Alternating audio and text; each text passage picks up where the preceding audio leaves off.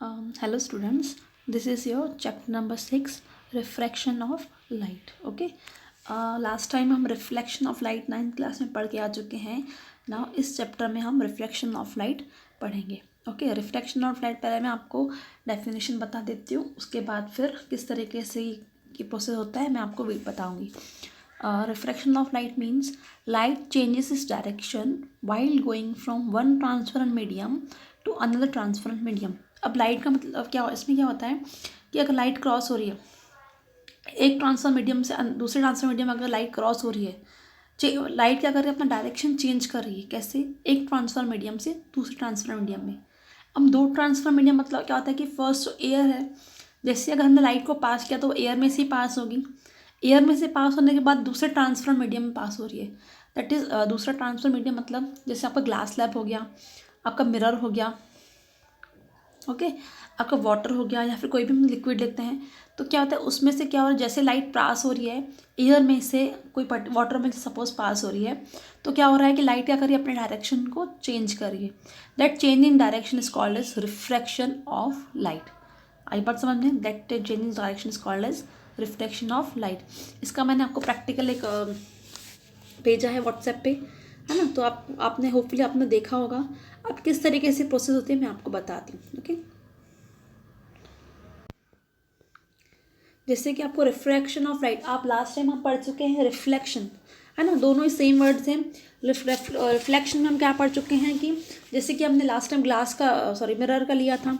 जैसे मिरर के ऊपर लाइट फॉल होती है, जैसे घर में हम मिरर के ऊपर लाइट जाती है तो क्या होता है, मिरर का एक साइड तो रिफ्लेक्टिंग रहता है, बट दूसरा उसका जो साइड रहता है वो क्या रहता है, पॉलिश्ड रहता है, जिसकी वजह से क्या करता है वो लाइट को एब्जॉर्ब नहीं करता है, और जिसकी वजह से हमें अपनी इमेज क्लियरली दिखाई देती है ना. ग्लास में अगर हम अपनी इमेज देखेंगे, जो आपका ग्लास रहता है उसमें अगर हम अपनी इमेज देखेंगे तो हमें अपनी प्रॉपर इमेज नहीं दिखाई देती, तो धुंधली सी इमेज दिखाई देती है. बट जब हम मिरर में अपने आप को देखते हैं तो हमें अपनी इमेज क्लियरली दिखाई देती है. क्यों? क्योंकि वहाँ पे क्या होता है, रिफ्लेक्शन होने की वजह से जैसे ही लाइट इंसिडेंट होती है मिरर के ऊपर, वो क्या होता है, रिफ्लेक्ट हो जाती है. लाइट के रिफ्लेक्शन होने की वजह से हमारी इमेज प्रॉपरली वहाँ पे दिखाई देती है. अब 10th क्लास में आने के बाद हमें क्या पढ़ना है, रिफ्रैक्शन ऑफ लाइट. अब रिफ्रैक्शन ऑफ लाइट क्या होता है हम यहाँ पे देखेंगे. Okay, now this is a refraction of light. Bending of light when its travel from one medium to another. Bend होना, लाइट का बेंड होना जब वो एक मीडियम से, देखो यहाँ पे दिखाई दे रहा है, एक मीडियम से दूसरे मीडियम में जब वो हो रही है, अपना चेंज करे डायरेक्शन, तो that is called as refraction of light. आई बार समझ में? This is a air. Now next अगर यहाँ पे हमने क्या लिया, ग्लास स्लैब लिया है. ये आपको जब स्कूल स्टार्ट होंगे तो मैं आपको दिखाऊंगी ग्लास स्लैब किस तरीके से रहता है. One light fall on the glass slab, है ना, जैसे लाइट ग्लास स्लैब पे फॉल होती है तो क्या होगा कि वो क्या होगा, स्लाइड वो अपनी डायरेक्शन को क्या करेंगी, चेंज करेंगी. ठीक है, नाइदर पैरेलल नॉर परपेंडिकुलर. वो डायरेक्शन किस तरीके से रहेगी, वो थोड़ा सा बैंड होके अंदर जाएगी, वो परपेंडिकुलर भी नहीं रहेगी और प्लेन भी नहीं रहेगी. तो ये जो एक आपको एयर दिखाई दे रहा है और एक आपको ग्लास दिखाई दे रहा है. ग्लास मतलब आप समझ सकते हो. अब रिफ्लेक्शन ऑफ लाइट मीन्स क्या होता है, देखो एक पॉइंट से वो क्या कर रही है, रिफ्रैक्ट हो रही है. आई बात समझ में? इस पॉइंट से हम क्या करेंगे, एक नॉर्मल ड्रॉ करेंगे कुछ इस तरीके से. सपोज ये आपकी इंसिडेंट लाइट होगी फर्स्ट, तो लाइट इंसिडेंट्स हो रही है, और ये आपकी जो लाइट एब्जॉर्बर, इसको क्या बोलेंगे, रिफ्रैक्टिव मीडियम. रिफ्लेक्शन हो रहा है वहाँ से, रिफ्लेक्ट होने के बाद वो क्या कर रहा है, फिर से अपनी लाइट अपना डायरेक्शन चेंज करे, फिर वो एयर में जा रही है. आई बात समझ में आपको? रिफ्रैक्टिव मीडियम, देन फिर आप एयर में वापस आते हो, फिर से अपनी डायरेक्शन को वो चेंज करे, बेंड हो रही है. आई बात समझ में? ये जो दोनों पॉइंट्स आपको शो कर रहे हैं, यहाँ पे क्या हो रहा है, लाइट अपना पाथ क्या कर रही है, चेंज कर रही है, अपने आप को बेंड कर रही है. बीच में से इन दोनों पॉइंट्स हमने क्या किया, नॉर्मल ड्रॉ की थी, है ना. लास्ट टाइम में हम नॉर्मल ड्रॉ करते थे, तो नॉर्मल से अगर इंसिडेंट रे अगर नॉर्मल से एंगल बनाते हैं हम उसे क्या बोलते हैं, angle of incident. Angle made by incident ray with normal. Incident ray normal से अगर एंगल बनाते तो हम उसके इंसिडेंस एंगल बोलते हैं, एंगल ऑफ इंसिडेंस. और अगर एंगल मेड बाय रिफ्रैक्टेड रे विथ नॉर्मल, नॉर्मल के साथ अगर एंगल बनाते तो हम उसको क्या बोलते हैं, angle of refraction. I is angle of incident, R is angle of refraction. Refraction means क्या हो रहा है कि अपने डायरेक्शन को क्या कर रहा है, वहाँ पे चेंज कर रहा है. ओके, क्या क्या हो रहा है यहाँ पे देखो, change its direction of the light, slant incident ray. If incident ray is perpendicular, what is reflection occur. ये आपके कुछ क्वेश्चन वहाँ पे दिए गए हैं कि क्या होगा. अगर इंसिडेंस रे परपेंडिकुलर रहेगी। जैसे अगर इंसिडेंस रे फॉल होती है, जैसे मैंने आपको बताया था कि यहाँ पे इंसिडेंस रे फॉल होती है तो क्या करते हैं, अपने डायरेक्शन को चेंज कर रही है। दिस इज लाइट ऑफ, यहाँ पे क्या हो रहा है देखो, this is angle of incidence, this is angle of incidence, this is angle of अब लाइट देखो बेटा कैसे जानी चाहिए थी, ये इस तरीके से लाइट आ रही है सपोज, तो उसको कैसे मतलब सीधा जाना चाहिए था, बट कई लाइट सीधी जा रही है क्या, नो, वो क्या हो रही है, थोड़ी सी ऐसे इस तरीके से बेंड हो रही है। Then bending of light is called as refraction. आई बात आपको समझ में, ये हमारा ग्लास हो गया कि एयर हो गया। अगेन जब यहाँ से आए तो फिर से उसको इस तरीके से सीधा जाना चाहिए था, बट वो सीधा नहीं जाके अगेन क्या कर रही है, वो बेंड हो रही है ना। तो जब लाइट एक मीडियम से दूसरे मीडियम में जाती है तो क्या होती है, लाइट अपना डायरेक्शन चेंज करती है। That change in direction is called as refraction of light. Okay, now next is, यहाँ पे आपको नेक्स्ट आपका है law of refraction.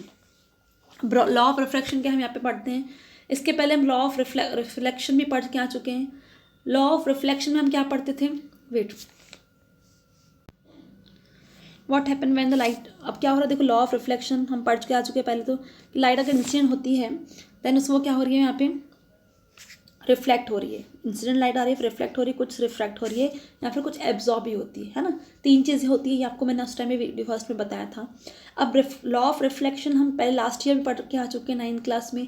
Law of reflection first क्या पढ़ा था कि angle of incidence and angle of reflection are same, दोनों एंगल कैसे थे, इक्वल थे। Angle of incidence is equals to angle of reflection, हम ये लॉ पढ़ के आ चुके हैं। सेकंड लॉ क्या था, angle of incidence, angle of reflection and normal lie in the same plane, तीनों एक ही प्लेन में यहाँ पे हो रहे हैं। आई बात समझ में। अब लॉ ऑफ रिफ्लेक्शन में पढ़ना है। Law of reflection means what, पहले तो रिफ्लेक्शन मतलब क्या, change in direction of the light in passes across the boundary separating two medias cause by its change in speed. क्या हो रहा है कि चेंज हो रहा है, बेंड हो रही है लाइट, मीडियम चेंज हो रहा है तो लाइट भी चेंज हो रही है। अगर ऑप्टिकली डेंसर है, अगर मीडियम कैसे है हमारा ऑप्टिकली डेंसर, तो क्या होगी, जो लाइट होगी towards bend towards the normal. Optical rare होगा तो away from the normal, normal से थोड़ा दूर जाएगी, है ना। अब देखो यहाँ पे क्या हो रहा है कि जो रिफ्लेक्शन अब जिस लाइट अगर स्ट्रेट आ रही है तो क्या होगा, वो स्ट्रेट ही जाएगी, है ना। अब लॉ ऑफ रिफ्लेक्शन का फर्स्ट लॉ हम कैसे रहेगा, जो रिफ्लेक्शन का फर्स्ट लॉ था वही रिफ्लेक्शन का दोनों लॉस कैसे रहेंगे, सेम रहेंगे। फर्स्ट लॉ दोनों के सेम है, incident ray, reflected and normal ray are lie in the same plane. जो रिफ्लेक्शन का लॉ था वही रिफ्लेक्शन का एक लॉ रहेगा कि तीनों जो रेज रहती है कैसे रहती है, एक ही प्लेन में, lie in the same plane. The incident ray, the refracted ray and the normal at the point of the incidence all are lie in the same plane. तीनों रेज कैसे रहेंगी, एक ही प्लेन में लाई करती है। सेकेंड लॉ क्या है, second law किससे बता रहा है, second law explain by the Snell's. एक स्नेल्स नाम के साइंटिस्ट ने सेकेंड लॉ दिया था रिफ्रैक्शन का, इस वजह से उस लॉ का नाम क्या पड़ गया था, स्नेल्स लॉ। अब स्नेल्स ने क्या बताया था कि जो रिलेशन बिटवीन किस में रहता है, incidence and refraction angles and the reflective index of the medium. अब स्नेल्स ने क्या बताया था, क्या होता है कि एंगल्स जो बन रहे हैं दोनों एंगल्स जो बन रहे हैं, angle of incidence and angle of reflection, उनके बीच का जो कांस्टेंट बनता है, if we get the ratio of angle of incident and angle of refraction, that ratio is called as, that ratio is equals to constant. That constant is called as refractive index. That is speed of light in medium 1 to the speed of light in medium 2 is equals to v1 upon v2, which is equal to n of 21. That n of 21 is the refractive index of that medium, the extent to which light changes its direction in the refractive medium. Okay.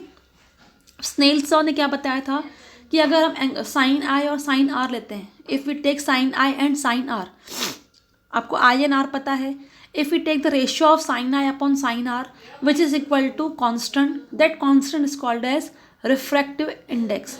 ठीक है, n of 21 is equals to constant. तो दोनों का जो sign आई और sign are रहेगा तो वो क्या रहेगा, कॉन्स्टेंट रहेगा। ये हमें क्या दिया था, स्नेल्स लॉ ने लॉ दिया था। आई बात समझ में।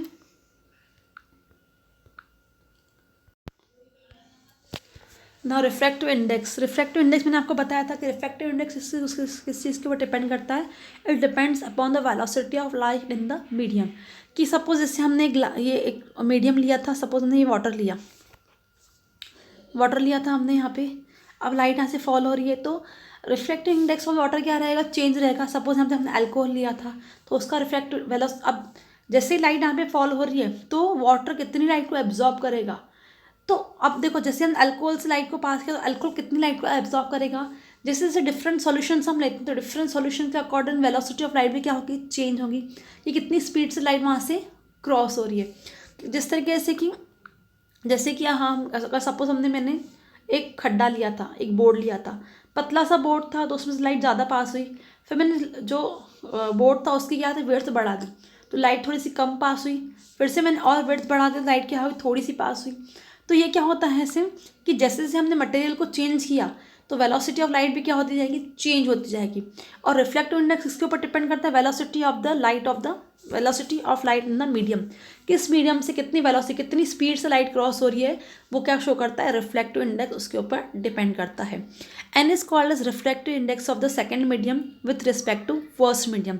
सेकेंड मीडियम के रिस्पेक्ट में फर्स्ट मीडियम, अब फर्स्ट मीडियम तो कॉमन रहेगा क्योंकि एयर तो कॉमन है, या फिर हम वैक्यूम लेंगे या फिर एयर लेंगे, फर्स्ट मीडियम तो कॉमन रहेगा। चेंज क्या होगा, सेकेंड मीडियम चेंज होगा जिसमें से लाइट क्रॉस आउट होगी। The second law is also called as Snell's law, a ray of incidence along with normal goes forward to the same direction. अब यहाँ पे आपको कुछ दिया गया है, एयर का रिफ्लेक्टिव इंडेक्स दिया गया है, आइस का दिया गया, जैसे आइस में से अगर हमने बर्फ के टुकड़े में से लाइट को पास किया तो उसका रिफ्लेक्टिव इंडेक्स कितना रहेगा, 1.31। वाटर का क्या रहेगा 1.33। जैसे अब देखो वाटर और आइस है तो एक ही चीज़ से बने हुए, बट वो रिफ्लेक्टिव इंडेक्स क्या हो रहा है, चेंज।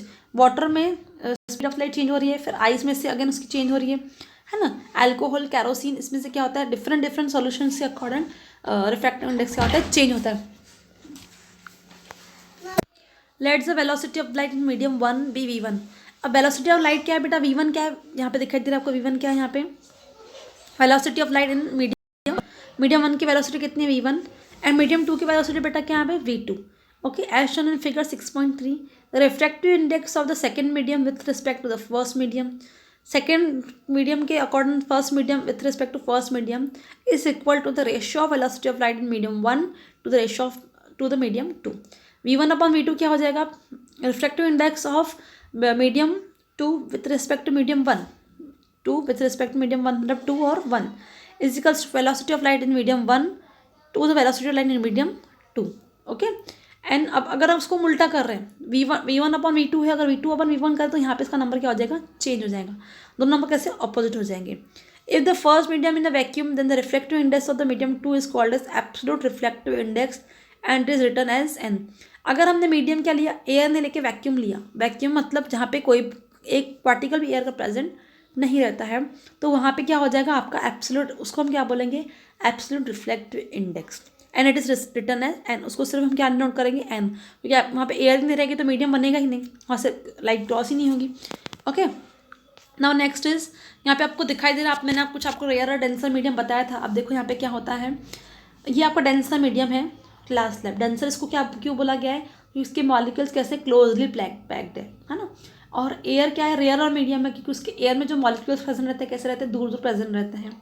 तो अगर light incidence from rare medium to denser medium तो क्या होगी, बेंड टुवर्ड्स द नॉर्मल की तरफ बेंड होगी, मतलब कुछ इस तरीके से दूर नहीं जाएगी, वो नॉर्मल की तरफ बेंड होगी, बेंड टुवर्ड्स दी नॉर्मल की तरफ बेंड होगी। अगर लाइट डेंसर से रेयर के मीडियम में क्रॉस हो रही है, जैसे ही लाइट डेंसर से रेयर में आई तो क्या होगी, बेंड्स अवे फ्रॉम नॉर्मल, वो नॉर्मल से क्या होगी, थोड़ा दूर जाएगी। ओके, अगर हमने लाइट को कैसे किया, स्ट्रेट पास किया, when light fall on the when light rays incident normally at the boundary between two media it does not change its direction, है ना। तो अब देखो क्या हो, जैसे हमने लाइट को स्ट्रेट पास किया तो क्या करेगी, लाइट अपना डायरेक्शन चेंज नहीं करेगी, वो वैसे की वैसे स्ट्रेट ही जाएगी। Okay, now next topic is your twinkling of stars. अब ये ट्विंकलिंग ऑफ स्टार्स मैं आपको पहले बता देती हूँ, फिर मैं आपको एक वीडियो बताती हूँ किस तरीके से होता है।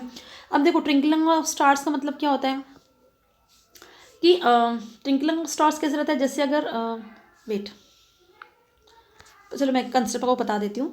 ट्विंकलिंग स्टार्स मतलब क्या होगा कि सपोज यहाँ पे एक स्टार है, ठीक है। अब स्टार की खुद की, अगर यहाँ पे हम एक पर्सन है तो स्टार की खुद की लाइट रहती है। जैसे ही स्टार क्या करेगा, लाइट आती है स्टार से हमारे आइस तक के, तो क्या होता है, जो एटमॉस्फेयर में जो लेयर्स प्रेजेंट रहती है, ट्रोपोस्फीयर, लिथोस्फीयर, तो जो लेयर्स रहती है उसमें से क्या होती है, लाइट क्रॉस होती है। तो जैसे ही लाइट क्रॉस होती है तो क्या होती है, वो कंटिन्यूस का क्या हो जाता है, रिफ्लेक्शन होता रहता है। कंटिन्यू रिफ्लेक्शन होने की वजह से क्या हो जाता है कि स्टार की जो अपरेंट पोजीशन है वो थोड़ी सी, वैसे स्टार नीचे रहता है बट क्या हो जाता है कि वो थोड़ा सा हमें ऊपर दिखाई देता है। आई बात समझ में? क्योंकि कंटिन्यूसली उस लाइट का रिफ्लेक्शन होने की वजह से हमें स्टार की ओरिजिनल पोजीशन नहीं दिखाई देती है, हमेशा स्टार हमें थोड़ा सा क्या दिखाई देता है, ऊपर की तरफ दिखाई देता है। अब किस तरीके से मैं आपको दिखाती हूँ, वेट। यहाँ पे देखो आपको दिखा दे रहा है, पर्सन दिखाई दे रहा है और एक स्टार दिखाई दे रहा है आपको। The twinkling of stars is due to the atmosphere reflection of star light. मैंने आपको बताया था कि कैसे हो रहा है, लाइट देखो आ रही है यहाँ से, फॉल हो रही है, फिर क्या हो रहा है, कंटिन्यूस उसका रिफ्लेक्शन हो रहा है, फिर जाके हमारी आइस तक आती है ना। हमारे आइस पे आने से पहले वो क्या हो रहा है, कंटिन्यूस का रिफ्लेक्शन हो रहा है। Atmosphere reflection occur in the medium of gradually changing reflective index. अब कंटिन्यूस रिफ्लेक्शन हो रहा है तो क्या हो रहा है कि उसकी रिफ्लेक्टिव इंडेक्स भी चेंज हो रहा है उसका, है ना। Since atmospheric band it's slightly different from the actual position. अब क्या हो रहा है कि रिफ्लेक्शन होने की वजह से क्या हो रहा है, यहाँ पे देखो उसकी स्टार की एक्चुअल पोजीशन यहाँ पे क्या हो रही है, चेंज हो रही है ना। स्टार एक्चुअली यहाँ पर है बट वो क्या कर रहा है कि उसकी नॉर्मल रे की वजह से हमें क्या हो रहा है, स्टार कैसे दिखाई देते हैं, हमें थोड़ा सा ऊपर की तरफ दिखाई देता है। आई बात समझ में? Physical conductor of the reflecting medium are not stationary. अब जो एटमॉस्फेयर है, एटमॉस्फेयर में जो एयर और गैसेस प्रेजेंट होती है, जिसकी वजह से क्या होता है कि वो कंटिन्यूसली जो एटमॉस्फेयर में टेम्परेचर है वो चेंज होता है, जिसकी वजह से क्या होता है, रिफ्रैक्टिव इंडेक्स भी चेंज होता है। और अगर रिफ्रैक्टिव इंडेक्स चेंज होता है तो क्या होता है कि कभी कभी हमें स्टार्स बहुत शाइनी, कभी कभी उनकी लाइट थोड़ी कम दिखाई देती है। और क्या होता है कभी कभी स्टार्स हमें क्या लगता है कि रोटेट मूव हो रहे हैं इधर से उधर। क्यों ऐसा होता है कि हमें दिखता है कि मूव हो रहे हैं? क्योंकि मूव होने की वजह से, मूव होने कंटिन्यूसली मूव हो रहा है, क्यों हो रहा है, क्योंकि टेम्परेचर चेंज होने की वजह से एटमॉस्फेयर में एयर की जो प्रेशर है वो चेंज होने की वजह से क्या हो रहा है, रिफ्रैक्टिव इंडेक्स चेंज हो रहा है, जिसकी वजह से क्या होता है कि हमें लगता है कि स्टार्स की पोजीशन चेंज हो रही है, बट एक्चुअली स्टार्स की पोजीशन चेंज नहीं होती है। वो जो लाइट हमारे आइस पे फॉल होती है स्टार्स की, वो थोड़ा फ्लक्चुएट होती है, फ्लक्चुएशन होने की वजह से हमें लगता है कि स्टार्स अपनी पोजीशन चेंज करते हैं, और हमेशा स्टार्स जो पोजीशन रहते हैं हमें उससे ऊपर ही वो दिखाई देते हैं। आई बात समझ में? और next topic is the dispersion of light. अब डिस्पर्शन ऑफ लाइट मतलब क्या होता है, the process of separation of light in its component colour while passing through one medium to another medium is called as dispersion of light. अब dispersion of light का मतलब क्या होता है बेटा, कि हमारे पास प्रिज्म रहता है, एक ये आपको प्रिज्म है, प्रिज्म मतलब क्या होता है, एक इंस्ट्रूमेंट रहता है, ग्लास का बना हुआ रहता है। अब हाँ, जैसे ही हमने लाइट, सनलाइट उसके ऊपर प्रिज्म के ऊपर फॉल होती है, ये प्रैक्टिकल आपको मैं दिखाऊंगी जैसे स्कूल रीओपन होंगे। जैसे सनलाइट अगर फॉल होती है किसके ऊपर, हमारे प्रिज्म के ऊपर, तो सनलाइट किस तरीके से जाना चाहिए, इस तरीके से जाना चाहिए, बट सनलाइट इस नहीं जाके क्या हो रहा है, बेंड हो रही है। बेंड होने के बाद क्या होता है, there is a scattering of 7 colours of light. क्या होता है कि जैसे ही सनलाइट प्रिज्म के ऊपर फॉल होती है तो क्या होता है, वो यहाँ पे डिस्पर्शन हो रहा है। डिस्पर्शन होने के बाद जो लाइट निकलती है तो कैसे निकलती है, वो 7 कलर्स में स्प्रेड होके निकलती है। एक बार समझ में आपको यहाँ पे? अब कैसे देखो, फर्स्ट अब देखो सबसे ज़्यादा एंगल कौन बना रहा है, वायलेट लाइट बना रही है, उसके बाद इंडिगो, फिर blue, green, yellow, orange and red, VIBGYOR, है ना। अब देखो यहाँ पे सबसे ज़्यादा एंगल किसका बन रहा है, वायलेट लाइट का बन रहा है। तो जो ये बन रहे हैं, लाइन्स बन रही है, दैट इज जो ये बैंड्स बन रही है, that bands is called as bands of spectrum. ये स्पेक्ट्रम बना रही है, अलग डिफरेंट लाइट जो है, जो सबकी इंटेंसिटी यहाँ पे क्या है, चेंज। देखो रेड लाइट का ये एंगल है, ऑरेंज का एंगल है, ऐसे करके डिफरेंट एंगल्स बन रहे हैं, डिफरेंट बैंड्स बन रही है, that is called as spectrum. आई बात आपको समझ में? मैं आपको दिखा देती हूँ किस तरीके से बनता है। वेट, देखो ये आपको splitting of white light in a contribute colour known as dispersion. जैसे वाइट लाइट फॉल होती है तो उसमें से 7 कलर्स फॉल होते हैं, that is called as dispersion of light. Newton ने जब थियोरी डिस्कवर की थी, जब न्यूटन डिस्कवरी करते थे तब उन्होंने क्या देखा था कि कंटिन्यूसली उन्हें डिफरेंट लाइट्स कलर्स दिखाई देते थे। तो उनको लगता था कि मे बी उनके माइक्रोस्कोप की प्रॉब्लम है, वो कंटिन्यू अपने माइक्रोस्कोप की ग्लासेस क्लीन करते रहते थे, पर एक्चुअली उनके माइक्रोस्कोप की मिस्टेक नहीं थी। प्रॉब्लम कहाँ थी कि लाइट का ये नेचर है कि वो क्या करता है, 7 कलर्स में वो स्प्रेड होती है। Dispersion of light through a prism, why light is allowed to enter in the prism through small aperture, है ना। थोड़ी सी अगर एक होल में से वाइट लाइट पास होती है तो वो क्या करती है, 7 लाइट्स में वो स्प्रेड हो जाती है। ओके, अब लाइट के कलर कैसे रहते हैं, orange, red, orange, yellow, green, blue and blue, indigo and violet. ठीक है, अब यहाँ पे देखो क्या हो रहा है, डिस्पर्शन ऑफ लाइट किस तरीके से एक्सप्लेन कैसे होता है। Dispersion is due to the different speeds of the light of the different colours, reflective index different for different colors, reflection occur in the different colors are divided through a different angles, violet is deviated most and red is least। अब violet light क्या कर रही है, ज़्यादा deviate हो रही है, आपको को दिखाई दे रहा है कि वायलेट लाइट क्या हो रही है, ज़्यादा डेविएट हो रही है as compare to red. Red क्या है, सबसे कम डेविएट होती है, और वायलेट लाइट क्या होती है, सबसे ज़्यादा डेविएट होती है, मतलब सबसे ज़्यादा बैंड होती है। आई बात समझ में आपको, फिल इन द ब्लैंक्स में भी आएगा, which light deviates more in the prism, तो आपको सबसे ज़्यादा कौन बैंड हो रहा है, तो हमारा वायलेट रहेगा, और सबसे कम बैंड कौन होता है, तो हमारा कौन सी लाइट रहती है, red light. Okay, now next is experiment show prism does not colour white light. अब जब हमने प्रिज्म में से वाइट लाइट क्रॉस की तो क्या होगा, 7 कलर्स में डेविएट हुआ, बट जैसे ही हमने मीडियम बनाया था और सेकंड प्रिज्म में से हमने क्रॉस किया उसी लाइट को, तो सिर्फ एक ही लाइट क्रॉस हुई, वो कौन सी लाइट थी, ग्रीन लाइट ही वहाँ से क्रॉस हुई थी। White light fall on the prism A, जैसे हमने वाइट लाइट को फॉल किया, disperse colour are obtain on the screen as showing a hole on it, आपको दिखाई दे रहा है। ठीक है, only green light is allow fall on the prism B, it suffers only reflection and no dispersion. यहाँ पे क्या हो रहा है कि वहाँ पे क्या हो रहा है कि सिर्फ ग्रीन लाइट ही पास हो रही है। जैसे अगर हमने एक प्रिज्म को सेटअप किया था, तो एक प्रिज्म सेट होने की वजह से क्या हुआ कि वहाँ से डिस्पर्शन हुआ, बट जैसे ही हम उसके बाद अगर हमने बीच में एक मीडियम यूज़ किया, मीडियम के थ्रू हमने दूसरा प्रिज्म को यूज़ किया था, तो क्या हुआ, वहाँ पे डिस्पर्शन नहीं हुआ, रिफ्लेक्शन हुआ पर डिस्पर्शन नहीं हुआ था। एक बार समझ में। और अगर हमने कुछ इस तरीके से प्रिज्म को अरेंज किया, दिखाई दे रहा है आपको, तो क्या होगा कि जैसे ही two prisms A and B are some material are reflecting angles are place with the basis opposite to each other. अगर हमने दो प्रिज्म रखे थे एक दूसरे के ऑपोजिट में, तो क्या होगा कि white light incident on the prism A get disperse and fall on B. क्या होगा, वाइट लाइट फॉल हो रही है, फिर क्या डिस्पर्स हो रही है, तो प्रिज्म बी में जब वो 7 कलर स्कैटर होकर निकल रहे, तो क्या हो रहा है, अगेन वो एक वाइट लाइट निकल रही है। ठीक है, और वो लाइट कैसे रहेगी, parallel to each other. White light comes or prism B parallel to the light comes from prism A. Thus prism is split white light in components in prism B recombines them from a white light. Okay. ठीक है, यहाँ पे आपका dispersion of light का topic भी complete होता है। Okay, dispersion of light hopefully आपको समझ में आ गया होगा कि किस तरीके से होता है। कुछ नहीं होता है, अगर एक प्रिज्म में से अगर ये एक प्रोसेस है कि ऐसी प्रोसेस है जिसमें से सेपरेशन होता है किसका, light separate into components of different colours में स्कैटर्ड होती है, तो that process is called as dispersion of light. Okay, none is partial and total internal reflection, इसका मैं आपको वीडियो सेंड करती हूँ। Now next is formation of rainbow. Formation of production of rainbow कैसे रहता है, आप देखो।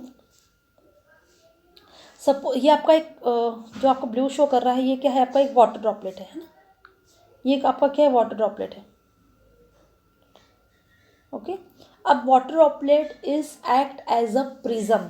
Firstly I will tell you कि जो एक वाटर ड्रॉपलेट रहता है वो एक प्रिज्म की तरह एक्ट करता है।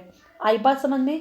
नॉर्मली जब बारिश होती है, बाहर वाटर ड्रॉपलेट्स गिरते हैं, बारिश होती है, तो हमें हमेशा हमें रेनबो नहीं दिखाई देता है। आई बात समझ में। रेनबो हमें कब दिखाई देता है, जब अब बारिश तो हमेशा पड़ती है, मतलब जब सीजन रहता है, बट रेनबो तो कभी कभी दिखता है। तो ऐसा क्यों होता है, तो जब वाटर ड्रॉपलेट बारिश पड़ रही है, एक वाटर ड्रॉपलेट हमने यहाँ पे कंसिडर किया है, और जैसे सनलाइट, आपको तो ये पता है, बचपन में आपने पढ़ा है कि जब धूप निकलती है और बारिश पड़ती है, दोनों एक साथ होते हैं, तभी वहाँ पे रेनबो शो होता है। अब कैसे होता है बताओ, देखो जैसे वाइट लाइट आ रही है यहाँ पे,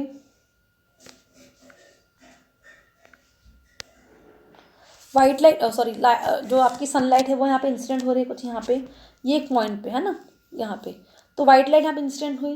तो इंसिडेंट होने के बाद यहाँ पे क्या होता है, अब मैंने आपको बताया कि वाटर ड्रॉपलेट क्या एक प्रिज्म का काम करता है। तो जब प्रिज्म का काम करेगा तो यहाँ पे क्या हो जाएगा कि यहाँ पे डिस्पर्शन होगा, मतलब जो ये लाइट्स रहेगी कैसे रहेगी, स्कैटर्ड इन 7 कलर्स। ये क्या होगा, 7 कलर्स में स्प्रेड हो जाएगी। तो यहाँ पे हम 7 कलर्स नहीं शो करके, यहाँ पे हम 2 कर शो करते हैं। ओके, तो यहाँ पे क्या दिखाई देगा, हमें डिस्पर्शन हो रहा है। डिस्पर्शन का मतलब कि 7 कलर्स में स्प्रेड होगा।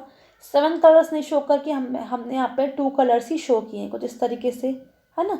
वाइट लाइट जब इंसिडेंट होते हैं यहाँ पे फर्स्ट क्या होता है, यहाँ पे डिस्पर्शन हो रहा है, ठीक है। डिस्पर्शन होने के बाद ये जो सरफेस है, यहाँ पे सरफेस पे क्या हो रहा है, यहाँ पे आपका वाटर ड्रॉपलेट है, वाटर ऑफ लाइट इंसिडेंट हो रही है, तो यहाँ पे क्या हो रहा है, फर्स्ट यहाँ पे पॉइंट क्या हो रहा है, डिस्पर्शन हो रहा है। डिस्पर्शन होगा मतलब 7 कलर्स में स्कैटर्ड होगी लाइट हमारी। यहाँ पे 7 कलर नहीं शो करके ओनली 1 कलर शो किया है। जब ये बाउंड्री पे वाटर ड्रॉपलेट की बाउंड्री पे क्रॉस होगा तो यहाँ पे क्या होगा, टोटल इंटरनल रिफ्लेक्शन होगा, ये इंटरनल रिफ्रैक्शन होगा। यहाँ पे देखो ये रिफ्रैक्शन हो रहा है, ठीक है। टोटल इंटरनल रिफ्लेक्शन होने के बाद, टोटल इंटरनल रिफ्लेक्शन होने के बाद फिर से लाइट क्या होगी, स्कैटर होगी बाहर की तरफ। तो यहाँ पे तीन चीज़ें होती है। It is a combined effect of dispersion, refraction and total internal reflection. First में रिफ्रैक्शन हुआ, रिफ्रैक्शन होने के बाद क्या होगा, टोटल इंटरनल रिफ्रैक्शन हुआ। टोटल इंटरनल रिफ्रैक्शन मतलब यहाँ पे क्या हो रहा है, तीनों फिनोमेना कैसे हो रहे हैं बेटा, एक साथ हो रहे हैं। पहले डिस्पर्शन हुआ, फिर रिफ्रैक्शन हुआ, फिर क्या हुआ, then and again total internal refraction of light. It can be seen mainly after the rainfall. अब देखो ऐसे छोटे छोटे वाटर ड्रॉपलेट्स मिलके जब एक साथ रिफ्रैक्शन होगा, अब ये तो बेटा एक लाइट का रिफ्रैक्शन हो रहा है, ऐसे करके बहुत सारे ड्रॉपलेट जब एक साथ रिफ्रैक्शन करते हैं, एक वाटर ड्रॉपलेट में एक साथ रिफ्रैक्शन होता है, तो क्या होता है कि एक जहाँ से सनलाइट आती है उसके ऑपोजिट में, जिस साइड में भी सनलाइट रहती है उसके ऑपोजिट में क्या होता है, ये एक रेनबो फॉर्म होता है। 7 कलर्स का स्पेक्ट्रम फॉर्म होता है, that is called as rainbow. This phenomena is called as rainbow formation. Okay, now next video, अगर आपको कोई डिफिकल्टी है या फिर कुछ क्वेरी है तो आप मुझसे पर्सनली मैसेज करके पूछ सकते हो। Okay, thank you.